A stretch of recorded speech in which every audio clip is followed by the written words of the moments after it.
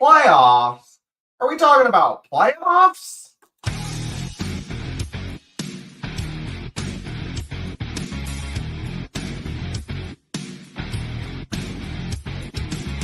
I'm just so sick and tired. I'm hanging on a wire, a foot over the fire, and it's burning. I can feel it inside. Done with the same cliche, done with the day after day. There's got to be a way. Now is the time to break the tie. I'll live, I'll die for what is wrong and what is right. I'll take the pain for all the ones without a name.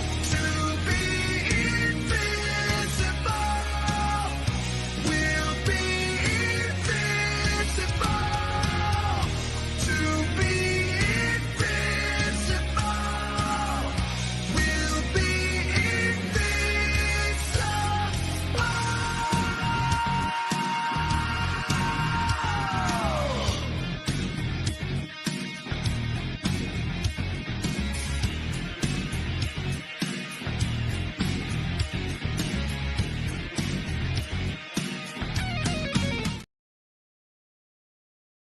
Hello and welcome back into the Sunday live streams. It is week 14 of the NFL season, and holy shit, I'm starting to feel a little beleaguered. I don't know about you guys out there, but it's starting to wear on me a little bit, the length of the fantasy season.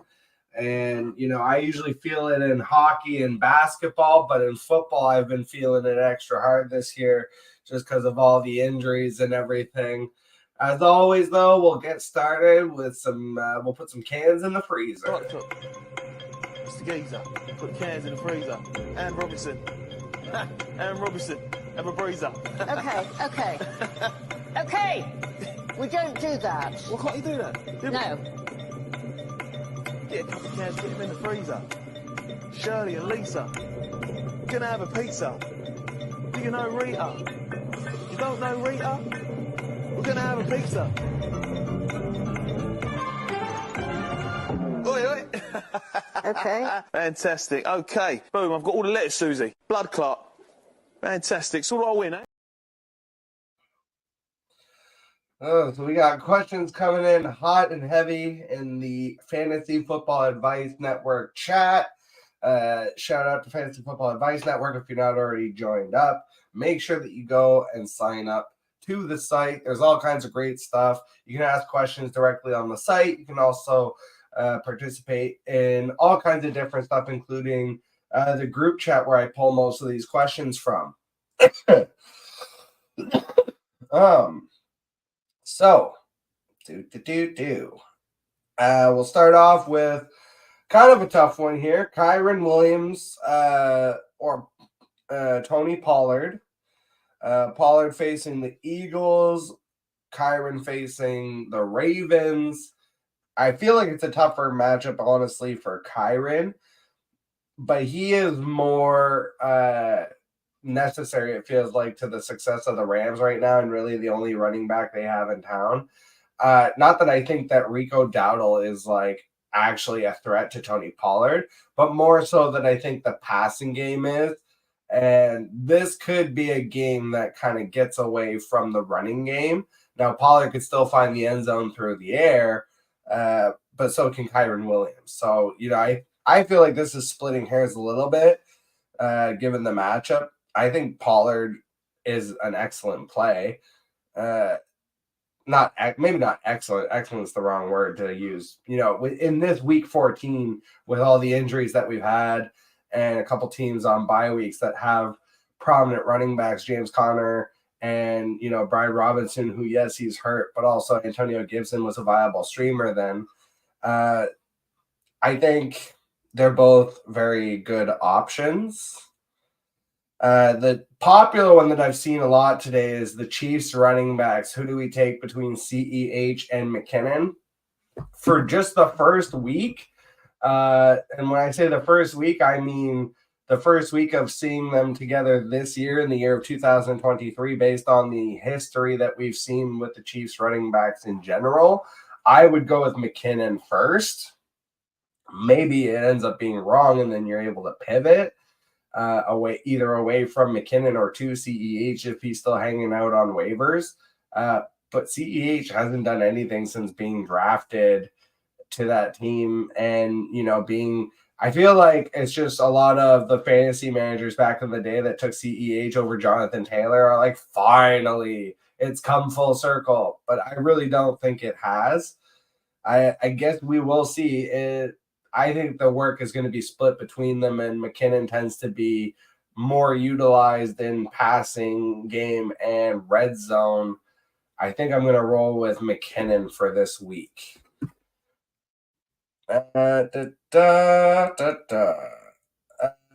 Desperate at quarterback. Who scores more? Jordan Love versus the Giants, Russell Wilson versus the Chargers, or Browning versus Indy. That really could go either way. Oh.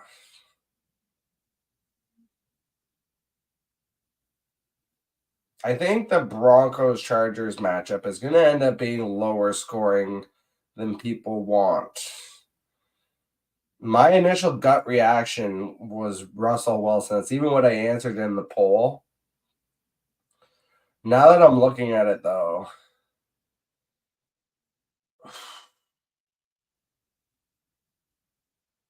I actually think I'm going to go with Jordan Love. Feels like kind of the safest option of the three. So maybe that's, and he's been playing well as of late. Christian Watson's officially ruled out, though, so it does give him one less option. But we've seen him do it without Christian Watson. Aaron Jones supposedly should be back, which would be a nice boost to the passing game out of the backfield for Jordan Love.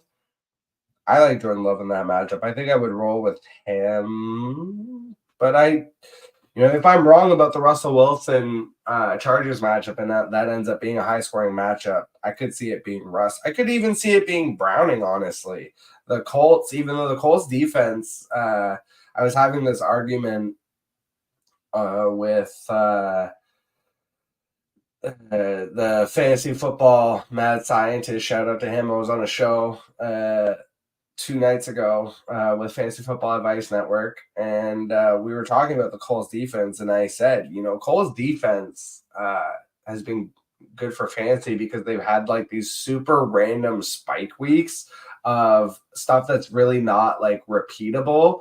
So you had against the Titans, you had 2 blocked punts, one that went for a touchdown. A couple weeks before that, you had I had said Kenny Moore, the safety for the Colts, took back not one but two touchdown returns interception touchdown return. Sorry. So those are huge outliers, and I could see Browning throwing it around on the Bengals. He's got obviously an elite weapon in Jamar Chase. He's got T. Higgins, who's still working his way back. They've got other auxiliary options in Boyd and Yosivas, and even the tight ends, Tanner Hudson and Drew Sample, and then Joe Mixon out of the backfield. I am struggling with this one, I think. But ultimately, I'm going to play it safe. And initially, I said Russell Wilson. I feel like Jordan Love and Russell Wilson are equally good options, but I'm going to go with Love. But then here's the bar. Someone else had asked Purdy or Jordan Love. To me, that's easily Brock Purdy. Even if it somehow doesn't work out, like, process over results. What we've seen from the Seahawks and what we've seen from the 49ers, more than likely Brock Purdy is going to outscore Jordan Love. Now, in a world where Purdy only scores like 2 touchdowns and maybe they run in a few more, maybe it ends up being Debo and CMC get a couple rushing touchdowns, which limits Purdy's upside, and Jordan Love happens to throw 3-4 touchdowns or something on a questionable Giants defense that can show up, led by Kayvon Thibodeau in the front 7, but can also get beat in the back end. Who knows what's going to happen with the Giants? And the Giants defense can be sneaky good at times. So I think, again, that's the kind of thing where you go with process over results. and it's Brock Purdy. It should be Brock Purdy 10 times out of 10 in your lineup. Getting to a tight end question, Isaiah Likely or Brevin Jordan? I would probably roll with Likely. It's been very boom or bust, but we have seen boom games from Isaiah Likely in the past, especially when Mark Andrews has missed.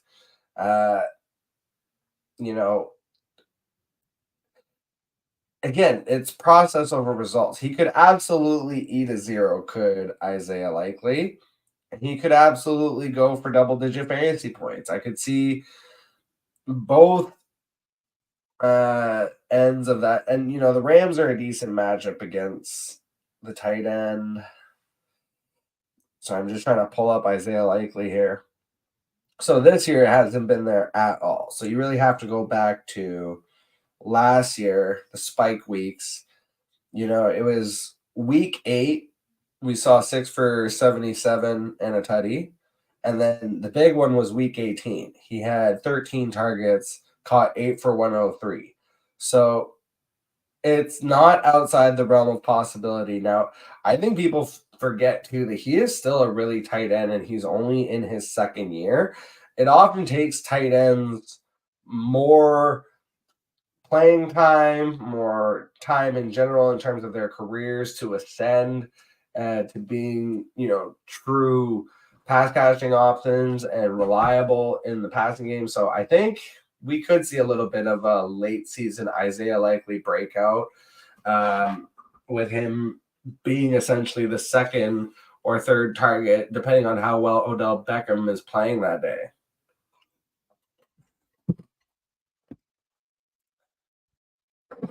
We'll take a little break here. It's pretty sleepy in the comments so far, which I'm not surprised. I do these shows pretty early. It's my first year, just a little aside. It's my first year, obviously, doing content creation in any sort of manner for fantasy football.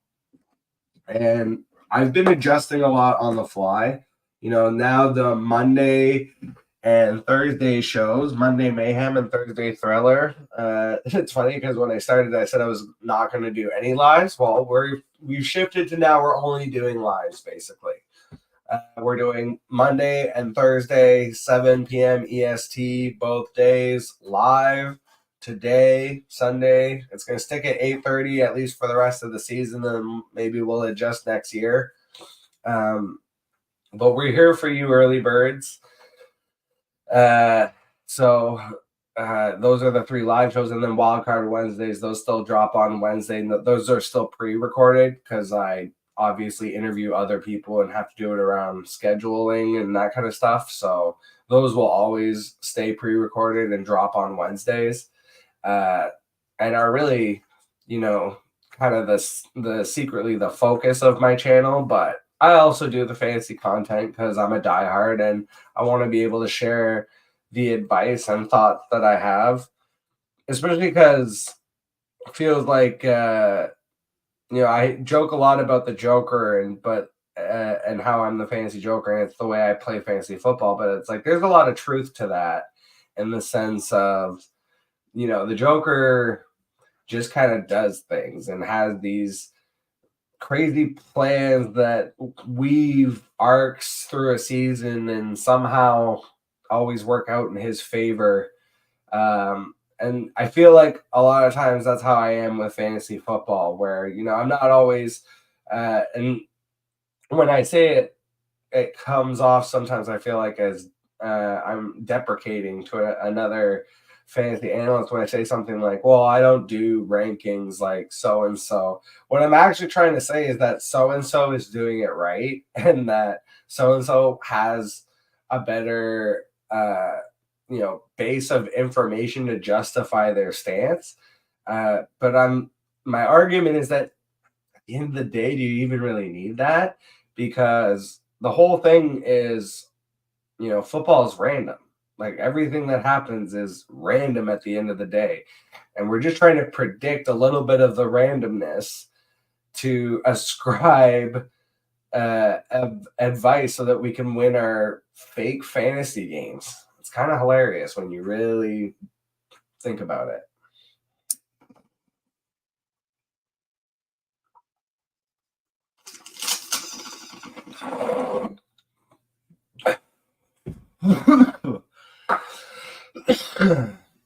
But it's also why I'm such a believer that real life is more important than fantasy football and statistics and trends and that kind of thing. Because oftentimes a real life story, regardless of rhyme or reason, can just usurp logic. And I say it jokingly a lot of the times where there'll be a matchup where everything's telling you to play that player. If you're looking, you could be looking at two players. Let's go back to I was comparing Kyren Williams and Tony Pollard. Let's just pretend Tony Pollard was facing some beat up defense, run defense like the Panthers right now. So let's put Tony Pollard versus the Panthers and Kyren Williams still versus the Ravens. Let's say Kyren Williams is on the road versus the Ravens, which I think he is. Actually, no, I think that's a home game for the Rams. I can't remember. Anyways, let's just say he's on the road for the sake of this exercise. So now we've got Kyren Williams on the road, tough matchup. And Puka Nacua and Cooper Kupp and everyone is fully healthy. Let's say the whole team is fully healthy so that they have all their options. And now, let's just say again, for whatever reason, Tony Pollard is like the only game in town right now. CD is still there, but he's like, just kind of takes a game off, and it ends up being defense and run game that game. Even if all the situation and all the logic and all the stats and all the trends and all the everything in the world dictates in that situation that Tony Pollard should outscore Kyren Williams, fuck all that. Kyren Williams could just as easily come in and outscore Tony Pollard because there is no fucking logic to it at the end of the day. That's kind of the thing. We're all just players in a game looking for our slam dunks. Do you want to see me dunk? Sure. Yeah? Okay. Are you guys ready?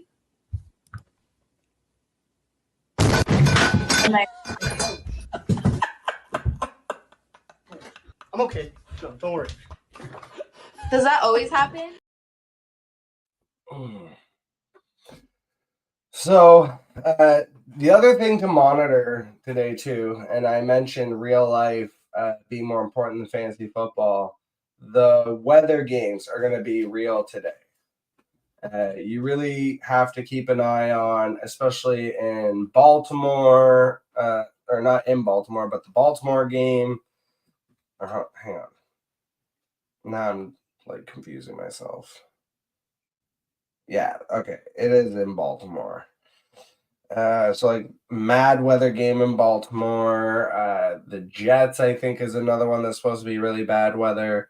So some of these really bad weather games, definitely going to keep an eye on because that would make me want to pivot away, obviously, from any of the passing options. But I might be more interested in a Devin Singletary, for example, who was losing work to Dameon Pierce. But if it's going to be pure running game today because they can't throw the ball, I might put Singletary back in my lineup. I have to make that decision for myself later on, Singletary or CEH. I actually might end up going with CEH. We'll kind of see how that plays out. But one that I've seen come up a lot is Calvin Ridley. And I get it, but with Christian Kirk out and CJ Beathard in, I actually think I like Calvin Ridley more than when it was Trevor Lawrence and all of the healthy options, because Trevor Lawrence was playing like a good quarterback, and Calvin Ridley would have some boom games, but for the most part, he wasn't just going to hyper focus on one wide receiver. I think that's what Beathard is going to do. I feel like Beathard is going to come in and there's going to be 2 targets in this game all game. The pass game is going to go through Calvin Ridley 1, Evan Ingram 2. And you could argue it's Evan Ingram 1, Calvin Ridley 2, especially if it ends up being a bad weather game, which again you need to monitor. But it's supposed to be a bad game, bad weather game for Puka, and he's got the AC joint. So the person was asking start 2, Ridley, CEH, or Puka.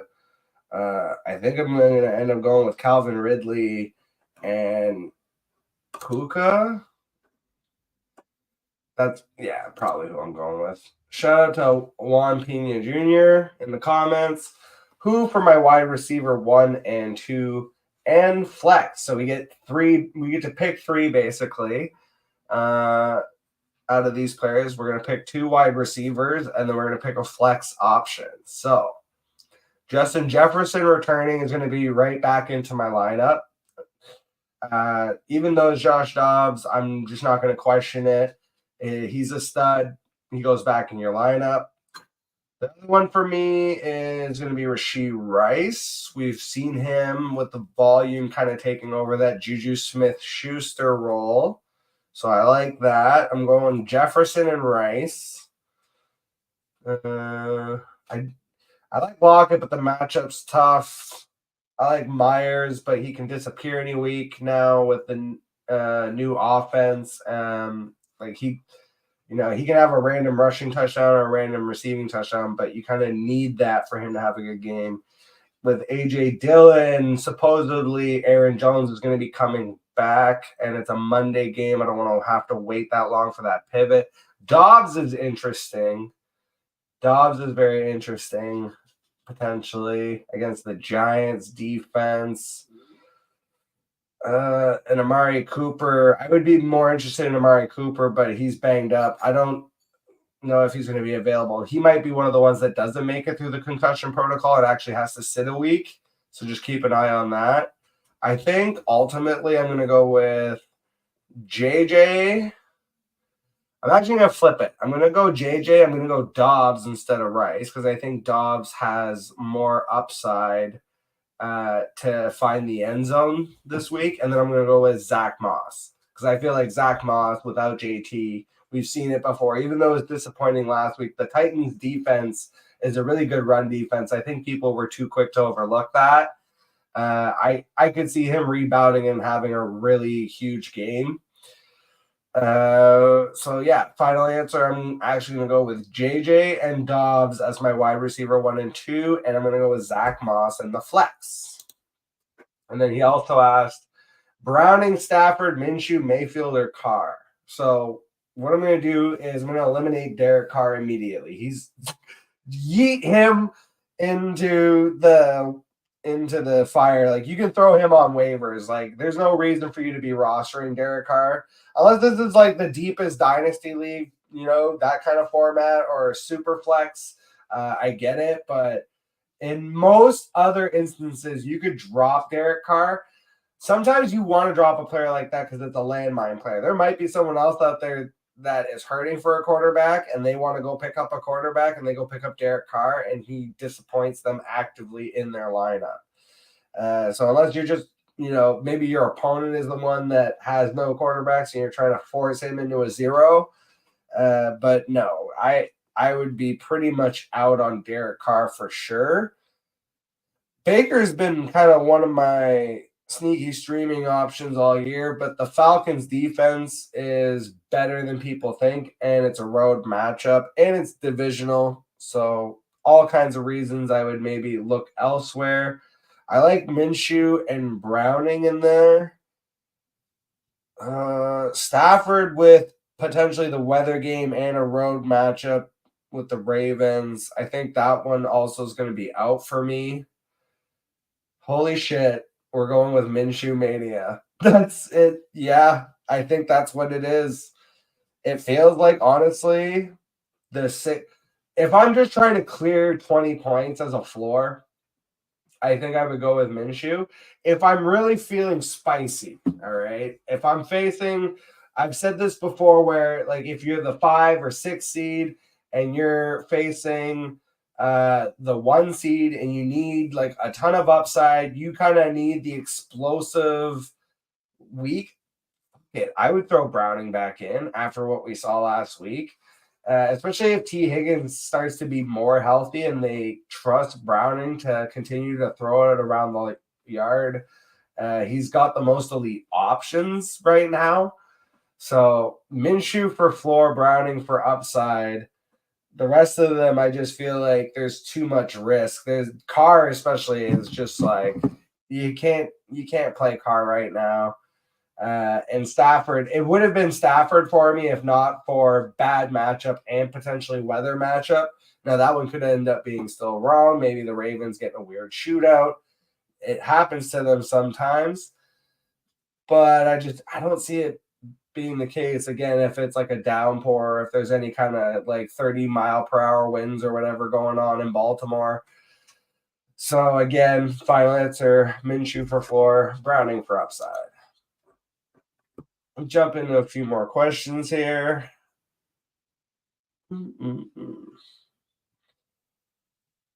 This is also a week of start your stud. So someone here is asking Davante Adams, Rashee Rice, or Jerick McKinnon. I would not be trying to get cute. I would be just starting Davante Adams at that point.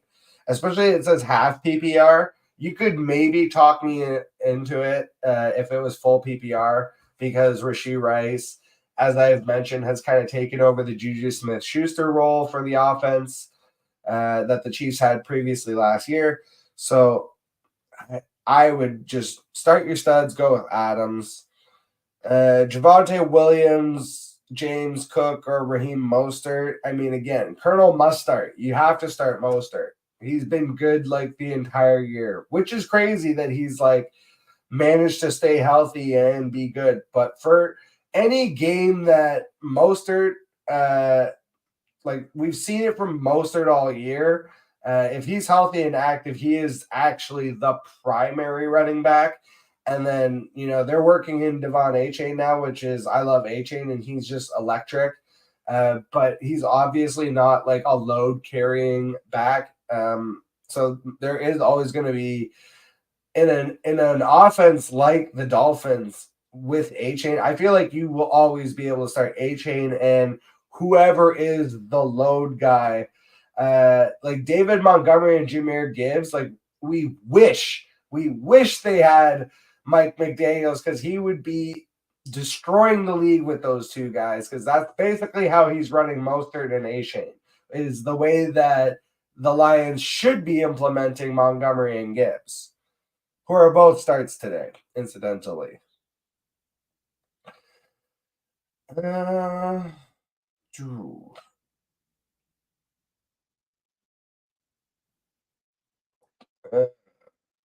See, this is where I'm like, CEH or Mostert. It's like, come on. Really? CEH or Mostert? It's Mostert by a country mile. There is no way I've been relying on Raheem Mostert all year, and because I was able to get CEH off waivers, I'm like, well, should I start CEH? Fuck CEH. Fuck him right in the ear. Dude hasn't done shit.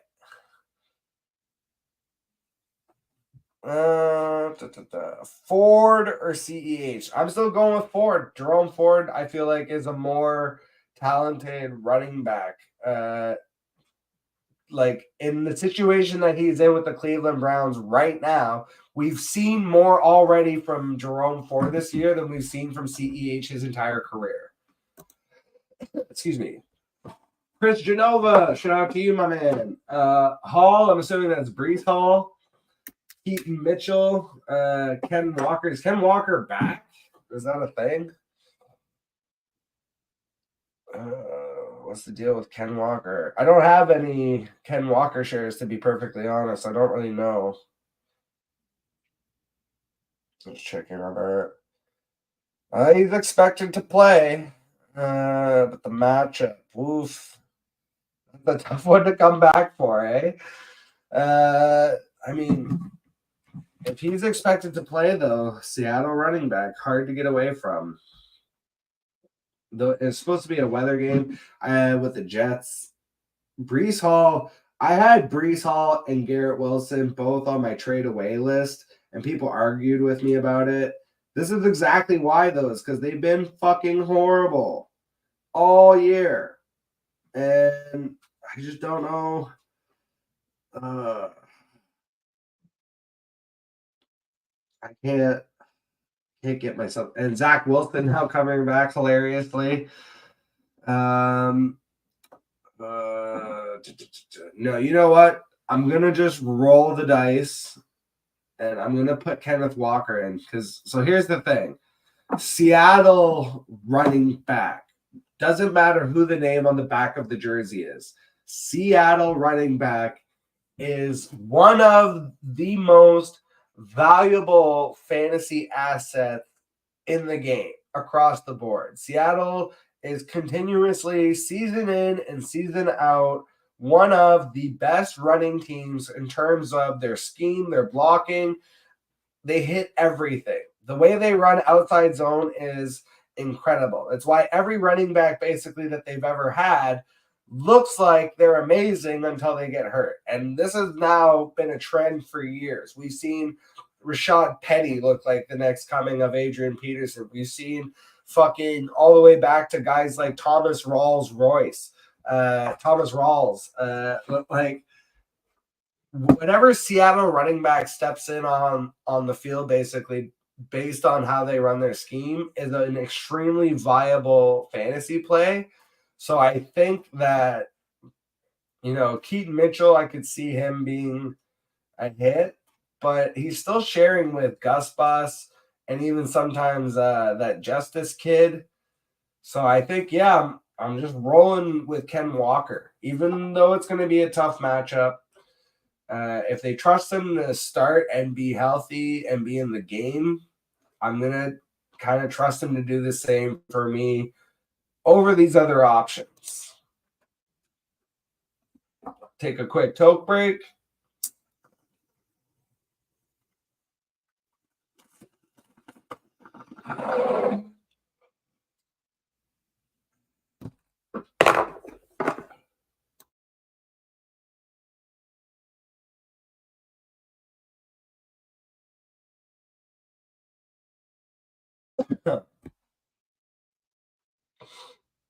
Sorry, I had to tell my dog.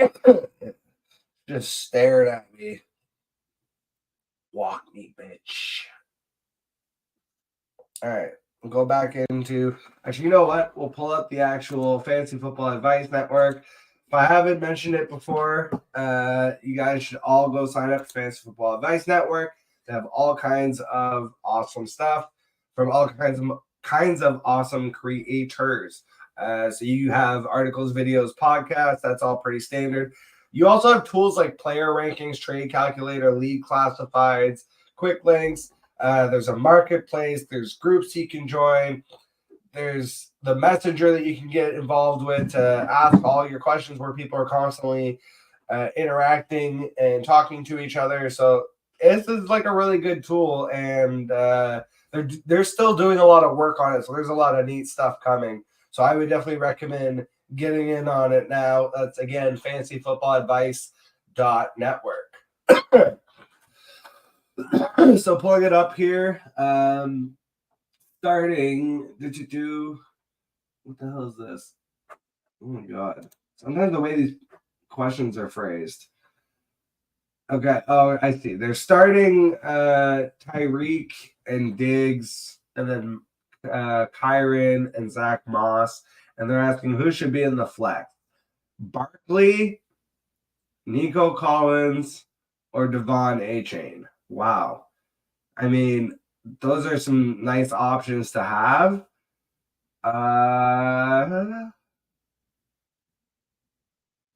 It's hard to go away from Achane because literally every time he plays, he has an insane fantasy day. So I think you kind of have to play him. But I do really love Nico Collins, even though it's against the Jets. That one's interesting to me. I feel like Nico is the type maybe who can take advantage of some deep balls on Sauce Gardner because he's taller. Sauce is a good corner. He's a great quarterback Don't get me wrong, but Nico Collins is 6'4". If he can get a step on him, I feel like he could maybe catch a deep ball or two. And, with Tank Dell out, he's going to be the primary. I'm interested to see. Now, again, it's going to be an intense weather game, so ultimately you got to go with A-Shane because he's just been so electric. But I just really like Nico Collins. I really regret having traded him in my Dynasty League because I just was desperate for a running back. But immediately he's made me regret the trade. It was Nico Collins and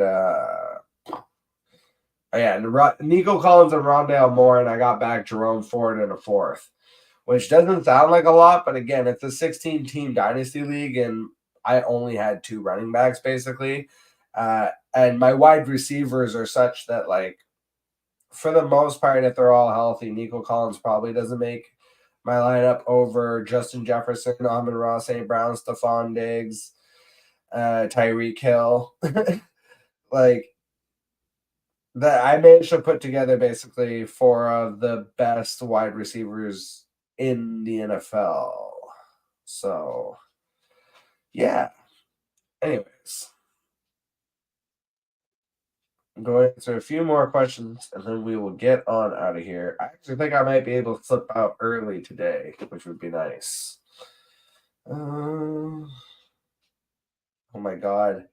Austin Eckler or Keaton Mitchell? The fact that we're at, and then someone literally, I'm quoting here, the fact that we are at this point with Eckler is so depressing. I think you have to go Eckler, especially since Mitchell doesn't have a good matchup. And that's from a guy named Harry in the comments, so shout out to him. But my God, yeah, we are at the point where we're debating Austin Eckler or Keaton Mitchell, and Keaton Mitchell might be the right answer. I don't have the stones for that one personally, but I think what I'm gonna do is I'm gonna go with Austin Eckler in that case.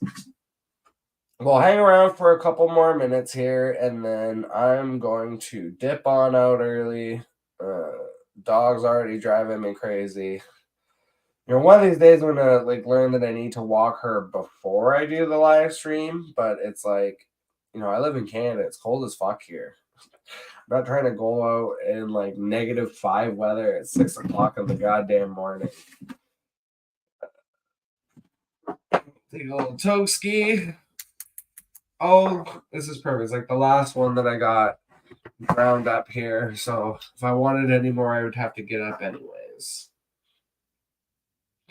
Also, just a shout out to, if you happen to live in Canada, for all of my Canadian viewers out there, you should be ordering in your stuff for your weed is what I'm talking about. This is some Khalifa Kush that I ordered from Ganja Express. Comes from a farm in BC. So it's that nice BC bud. It's delicious and it hits well. And I have only compliments for now. They do have lower end stuff. Like I've got some outdoor stuff that's not as good. And when I say not as good, I mean I knew that when I bought it because it was $55 for an ounce. This was $130, I think, or it was, or something like that. So it's a little more expensive, but still very decently priced and everything, but delicious.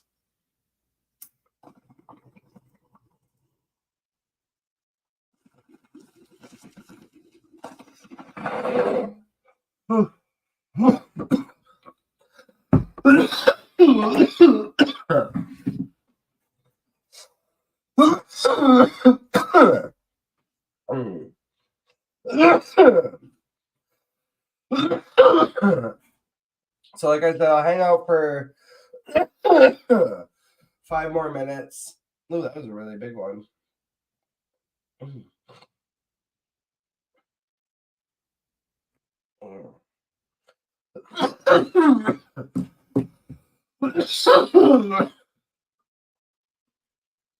All right.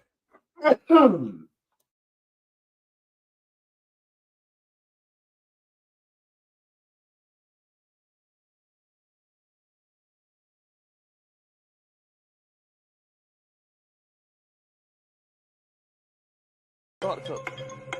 It's the geezer. Put the cans in the freezer. Anne Robinson. Anne Robinson. Have a breezer. Okay. Okay. We don't do that. Well, can't you do that? No. Get a couple of cans, put them in the freezer. Shirley and Lisa. Gonna have a pizza. Do you know Rita? You don't know Rita? We're gonna have a pizza. Oi, oi. Okay. Fantastic. Okay. Boom, I've got all the letters, Susie. Blood clot. Fantastic. So what do I win, eh?